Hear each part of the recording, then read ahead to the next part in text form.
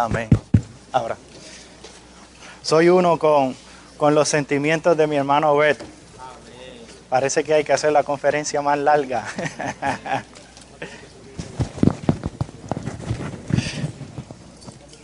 Amén. Parece que hay que hacer la conferencia más larga, pero algo que me pastoreó también saber es que esto es una fiesta, pero la vida cristiana también es una fiesta. Así que si nos damos por completo a la vida cristiana y a la vida de iglesia, vamos a vivir en una fiesta. mientras, a ver si el semestre que viene la alargamos un poquito más. Aprecio mucho el hablar del Señor durante todo este fin de semana. Y mientras consideraba, aumentaba mi apreciación por Efesios 3. En Efesios 3 fue donde el apóstol Pablo habló acerca de las inescrutables riquezas de Cristo. Y si nosotros miramos en el capítulo 3, habla de las inescrutables riquezas de Cristo y nos muestra también cómo estas inescrutables riquezas de Cristo son para la iglesia. Y las inescrutables riquezas de Cristo son todo lo que Cristo es, todo lo que Cristo ha logrado y todo lo que Cristo ha obtenido. Y es interesante que todo eso es para nosotros. Y un punto que aprecié mucho mientras consideraba Efesios 3 y mientras tenía comunión ayer en las mesas, fue el hecho de que cuando el apóstol Pablo escribió Efesios, el apóstol Pablo no estaba en un hotel de 5 estrellas. Él estaba encarcelado. Pero estando encarcelado, él comprendió: Cristo es inescrutablemente rico. Y comprendió que Él era un mayordomo de las inescrutables riquezas de Cristo.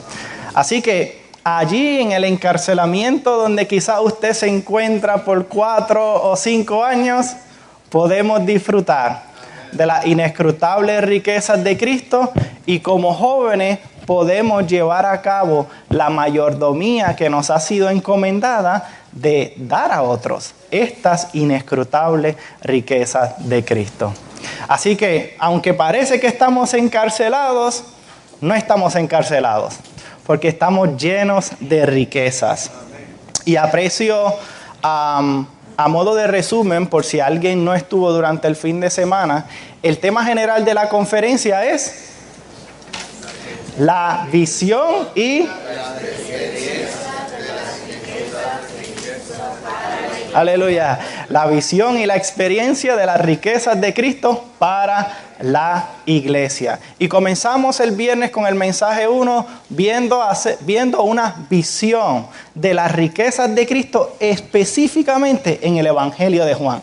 Es interesante, si nosotros miramos el Nuevo Testamento, hay sobre 300 aspectos de Cristo, las cuales nosotros podemos experimentar. Sin embargo, el viernes nos dieron un presabor, por causa del tiempo, de algunas de los aspectos de este Cristo inescrutablemente rico. Así que se nos presentó un panorama y se nos dijo: necesitamos el conocimiento, pero necesitamos la visión que nos gobierne. Y el segundo mensaje comenzó diciéndonos que en los asuntos espirituales el ver depende del oír. Así que si queremos ver un panorama, si queremos ver la visión, necesitamos: Señor, ven en esta mañana y sana mis oídos. Circuncida, unge mis oídos para poder oír y poder ver. Lo que vemos nos gobierna y lo que vemos que nos gobierna, en eso entramos para experimentarlo. Entonces, el mensaje 2 nos habló acerca de la consumación de las riquezas de Cristo, la cual es el Espíritu. Aleluya. Todo lo que Cristo es, todo lo que Él ha obtenido, está en el Espíritu que hoy está en nuestro espíritu. Aleluya. Qué bueno. Así que este Espíritu posee divinidad, pero también posee humanidad.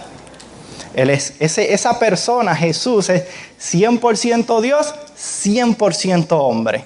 Y todo eso está hoy en el Espíritu. Así que cualquier necesidad, nosotros no tenemos que ir al teléfono, podemos ir al Señor.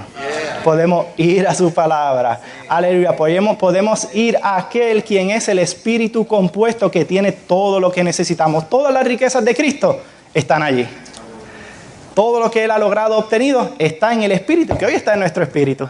Él está disponible, está accesible y lo podemos disfrutar en todo momento. Pero no se quedó allí, sino que continuó. Y ayer en el tercer mensaje vimos el producto de la riqueza. Visión, 1. Consumación, 2. Producto, 3. El producto de las riquezas es la iglesia. Aleluya. Así que pues las riquezas, todas esas riquezas no son meramente para satisfacernos a nosotros, sino para satisfacer a Dios. Aquí están las riquezas.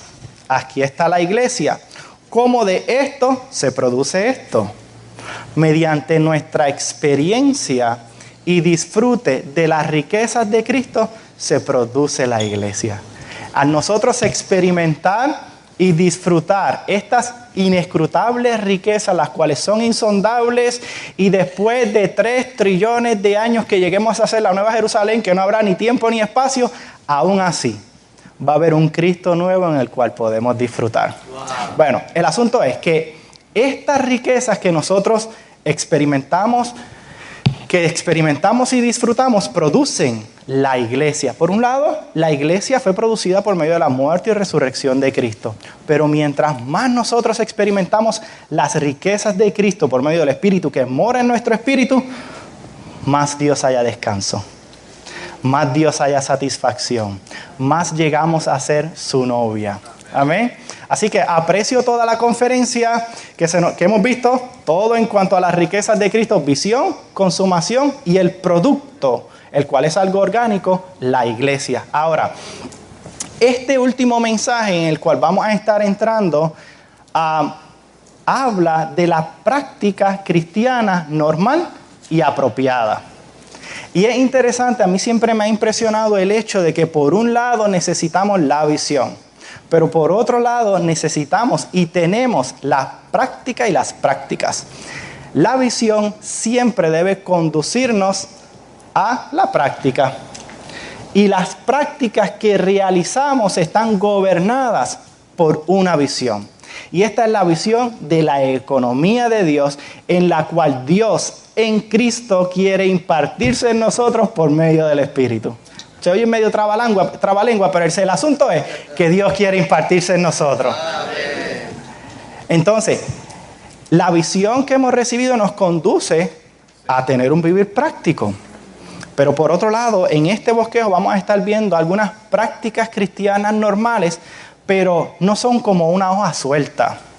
No es que aparecieron, vamos a ponerla ahí. No, todas estas prácticas están gobernadas por la visión más elevada presentada en la Biblia, que es que Dios se hizo hombre para impartirse en el hombre y obtener una expresión corporativa. Ese es el deseo de Dios.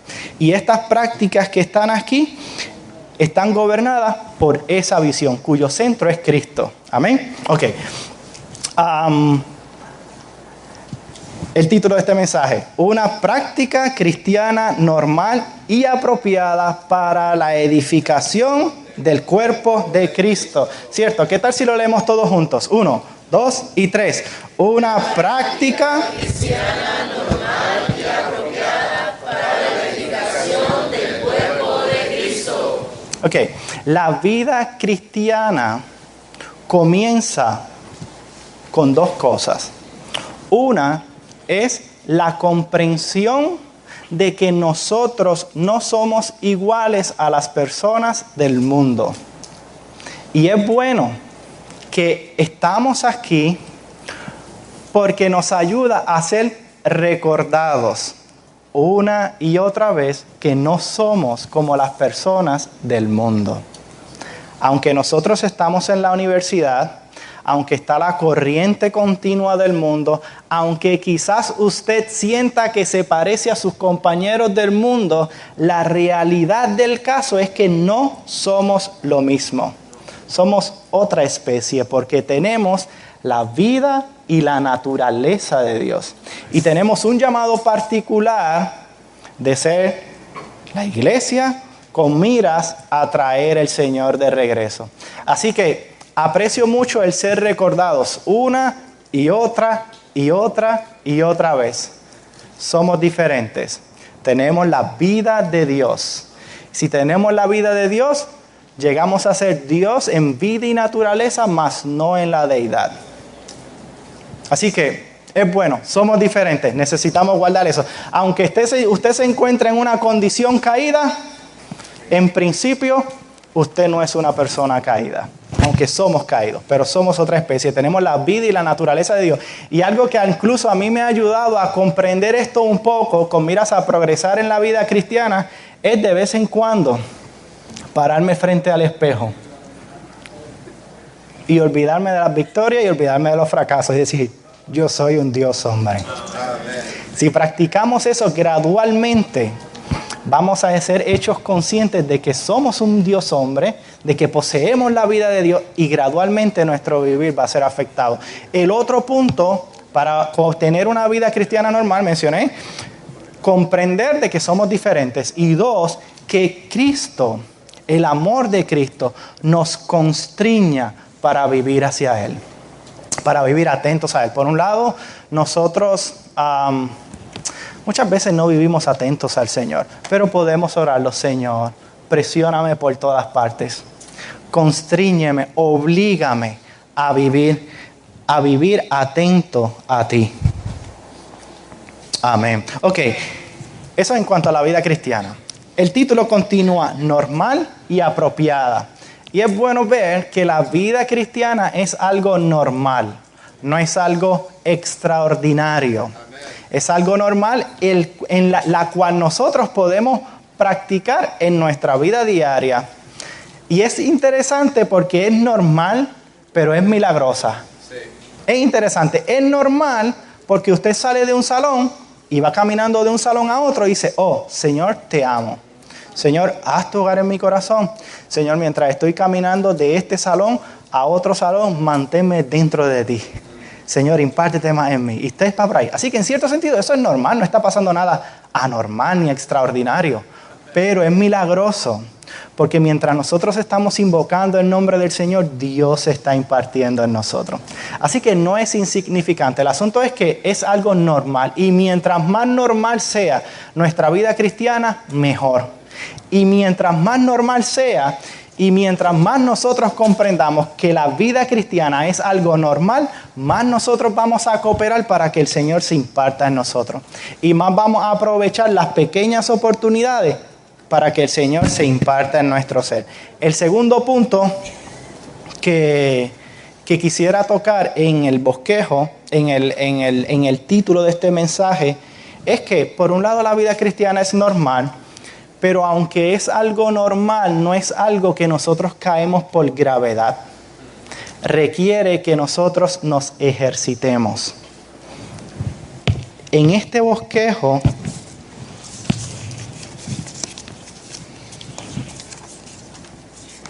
hay un versículo.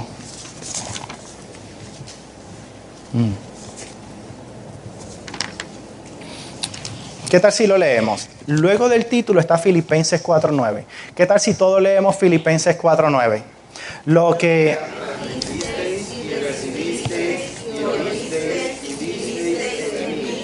Esto poned en práctica, y el Dios de paz estará con vosotros. Aleluya.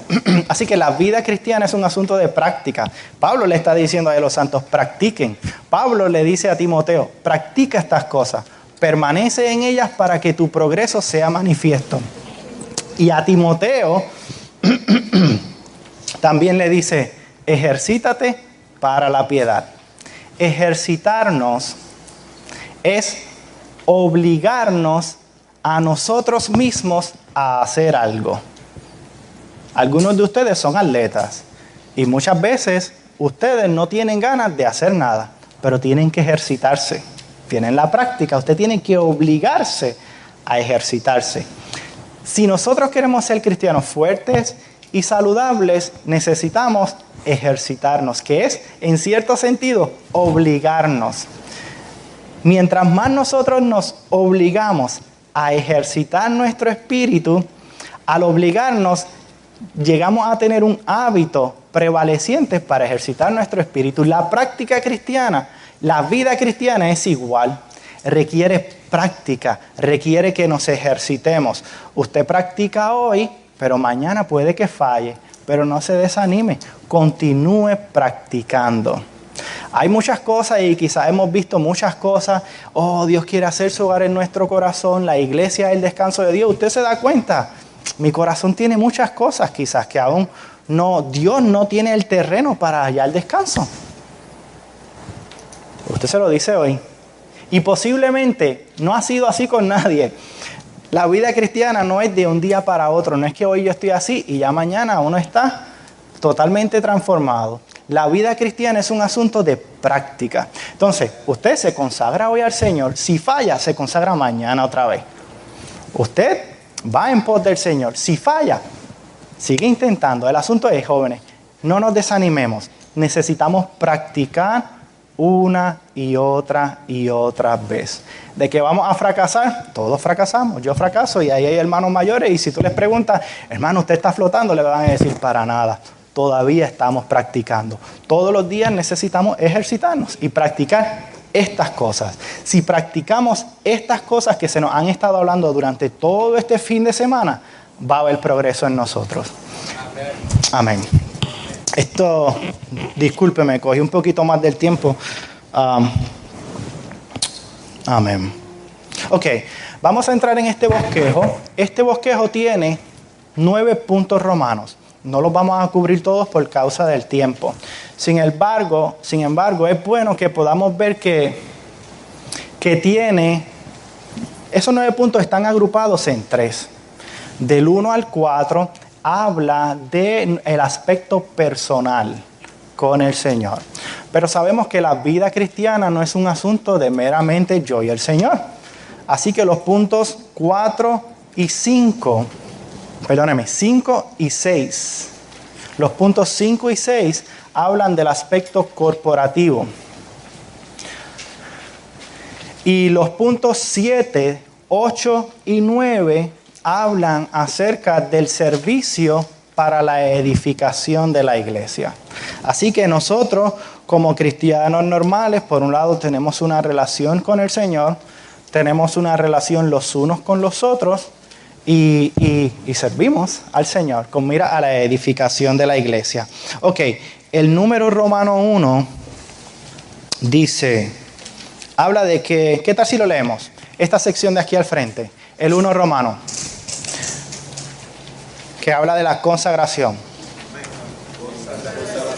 La base para toda experiencia espiritual después de la regeneración. Ok, la consagración es la base para toda experiencia espiritual seguido de la regeneración. La regeneración es la primera experiencia de vida que nosotros tenemos. Pero no se acaba allí.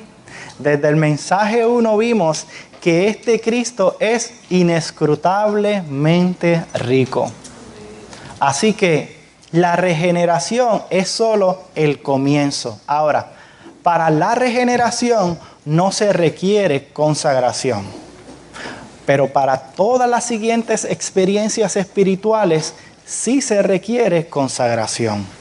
Entonces, ser una persona regenerada sin consagración es como estar fuera de la puerta de ese edificio. Les pregunto, ¿ustedes han disfrutado todo lo que ha ocurrido aquí durante este fin de semana? Sí. Amén. Ok, imagínense que usted estuviera, todo el mundo aquí disfrutando, todo el mundo comiendo, pero usted está fuera de la puerta de ese edificio, de este edificio. Está, en lugar de estar en la puerta acá, está allá.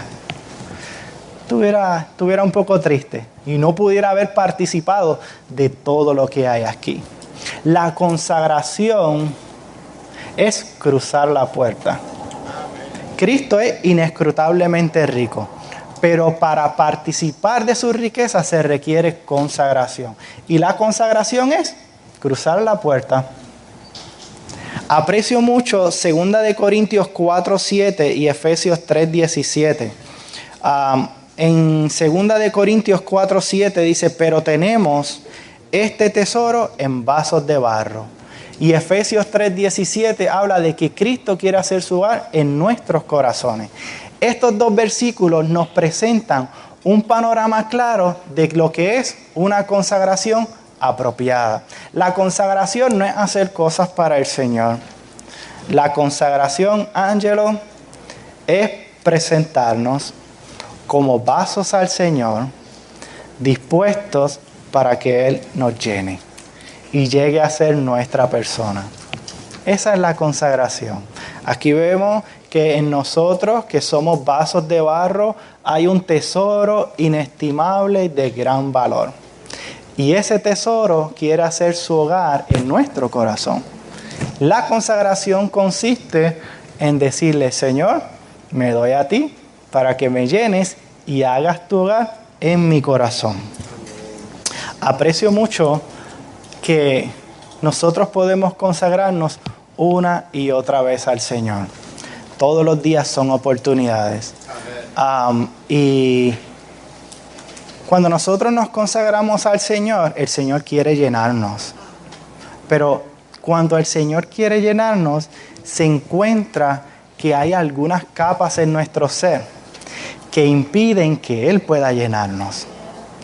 Y todos las tenemos, algunos más, otros menos, pero todos las tenemos. Y la primera capa es pensamientos e intenciones malignas, sucias y corruptas. La segunda es nuestro futuro, nuestra educación, nuestra familia. Y aunque esa segunda capa no son cosas pecaminosas, sí nos ocupan y nos usurpan. Y la tercera es nuestro yo. Entonces, esas tres capas impiden que el Señor quiera llenarnos. Pero el Señor quiere llenarnos y nosotros queremos que Él nos llene. Pues nosotros sencillamente nos presentamos al Señor. Cuando nosotros nos consagramos al Señor voluntariamente, un poquito hoy, un poquito mañana, y el Señor va teniendo terreno en nuestro ser, Él va quitando esas capas para poder llenarnos. Entonces, por medio de nosotros consagrarnos al Señor, tener una relación con Él, tocarlo en la palabra, ¿qué ocurre? Él va limpiando gradualmente nuestros pensamientos, va limpiando gradualmente nuestras intenciones, las cuales son sucias, son corruptas y son malignas. Pero todo eso, de la única manera que puede ser limpiado es presentarnos al Señor, para que el Señor lo haga. Y no solo eso en la primera capa, sino que en la segunda capa, muchas veces, esta segunda capa no son cosas malas. Si uno se mira, nuestra familia no es malo, nuestra educación no es malo, pensar en nuestro futuro no es malo, pero quizás eso nos usurpa y nos ocupa. A medida que nosotros nos damos al Señor, gradualmente Él produce en nosotros un cambio en nuestro concepto de lo que es valioso. Así que, aunque Él no quita nuestra familia, necesitamos seguir estudiando, quiera el Señor y todo el mundo se case aquí y tenga hijos y haga todo eso, ¿verdad? Entonces, aunque todo eso es necesario, ¿qué ocurre cuando le damos la oportunidad al Señor? Él coge todas esas cosas, Nathan, y las pone en las coordenadas que corresponden. Todo entonces comienza a tener un orden, donde en cierto sentido y donde en todo sentido, Cristo llega a ser preeminente. Entonces todo lo demás, cuidamos de ello, pero cuidamos primero de Cristo y la iglesia. Amén. Y Él mueve, Él tiene sus órdenes ahí, pero no llega a ser algo que nos usurpa, ¿verdad? Entonces, si el Señor le dice cuando usted termine su bachillerato, ¿qué tal? Y usted quiere hacer la maestría y quiere continuar estudiando, y el Señor le dice, ¿qué tal si vas al entrenamiento? Amén. Usted se va al entrenamiento.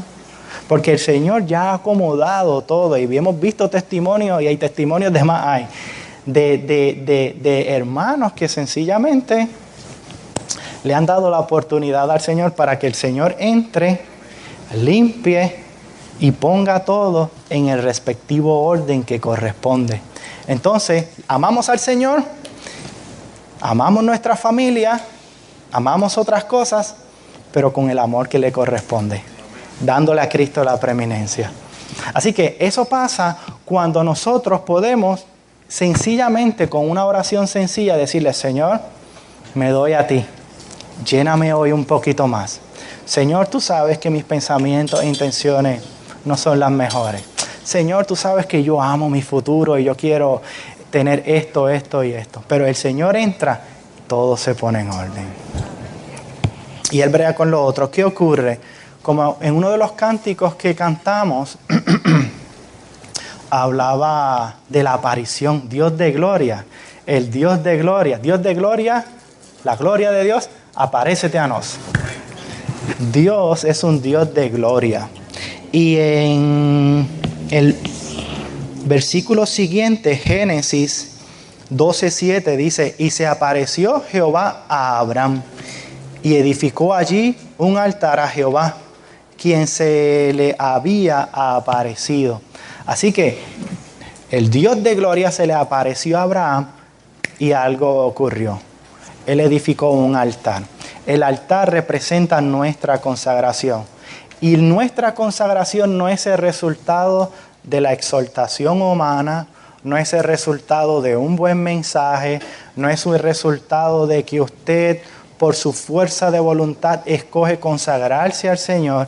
La consagración es el resultado de la aparición de Dios. Cuando Dios se aparece a nosotros, nosotros nos consagramos a Él. Por eso es que yo y todos los que estamos aquí necesitamos apariciones de Dios constantes. Señor, aparécete a mí. Señor, esto se acaba hoy. Señor, ¿qué tal de aparecerte a mí esta noche? Señor, ¿qué tal de mañana en la mañana? De hecho, aprovecho una pausa para promocionar rapidito que cuando se acabe la conferencia, está este libro que queremos regalárselo a cada uno. Se titula La vida del altar y de la tienda. Así que una vez, ese que tiene Rolando allí que está levantando, una vez se acabe en la conferencia, usted pasa por la mesa y coge su librito. El asunto es, la consagración es el resultado de la aparición de Dios. Y eso fue lo que ocurrió con Isaías. En el versículo siguiente dice: luego oí la voz del Señor que decía: ¿a quién enviaré? ¿Quién irá por nosotros? Y yo respondí: heme aquí, envíame a mí. El Señor se le apareció a Isaías y él vio que era una persona de labios inmundos. ¿Qué ocurrió? El Señor lo limpió y después le dijo, después Jehová dice: ¿a quién enviaré?